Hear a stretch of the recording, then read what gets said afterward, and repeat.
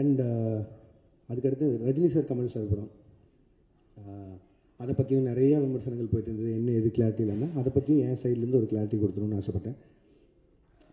கூலி ரிலீஸ் ஆகிற டைமில் 2 பேருமே மீட் பண்ணேன்.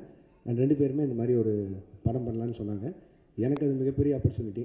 கிட்டத்தட்ட 46 வருஷம் கழிச்சு 2 பேர் ஒன்று சேர்றாங்க அப்படின்னா அவங்க வந்து என்னை டைரக்ட் பண்ண சொல்லி கேட்டதே எனக்கு பெரிய விஷயமா இருந்தது. ஆனால் எனக்கு அப்போ கைதி 2 இருந்தது. கைதி 2 தான் என்னோட இமீடியட் நெக்ஸ்ட் ஃபிலிமாக இருந்தது. பட் ஆனால் இந்த ஆப்பர்ச்சுனிட்டியை மிஸ் பண்ண முடியல. ஸோ அதனால் நான் ப்ரொடக்ஷன் சைடில் சொல்லிவிட்டு நான் இந்த படம் முடிச்சுட்டு வந்துடுறேங்க, ஏன்னா இது திருப்பி இப்படி ஒரு ஆப்பர்ச்சுனிட்டி கிடைக்காதுன்னு சொல்லிட்டு நான் வந்துட்டேன். ஒரு 1.5 மாதம் சின்சியராக எழுதினேன். முடிஞ்ச அளவுக்கு ட்ரை பண்ணேன் 2 பேரையும் வச்சு ஒரு படம் பண்ணுறதுக்கு. 1.5 மாதம் கழித்து நேரில் போய் மீட் பண்ணி 2 பேருக்கும் தனித்தனியாக நரேஷன் போச்சு. 2 பேரும் ஈக்குவலாக எக்ஸைட் ஆனாங்க கதை மேலே. பட் ஆனால் என்னென்னா 2 பேரும் நிறைய ஆக்ஷன் ஃபிலிம்ஸ் கண்டினியூஸாக பண்ணிகிட்ருக்காங்க.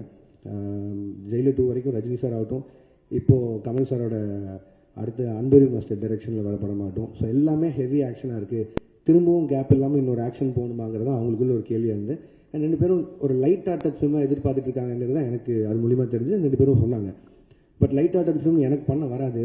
அண்ட் அதை நான் ஜெனுனாக சொல்லிட்டு வெளில வந்துட்டேன்.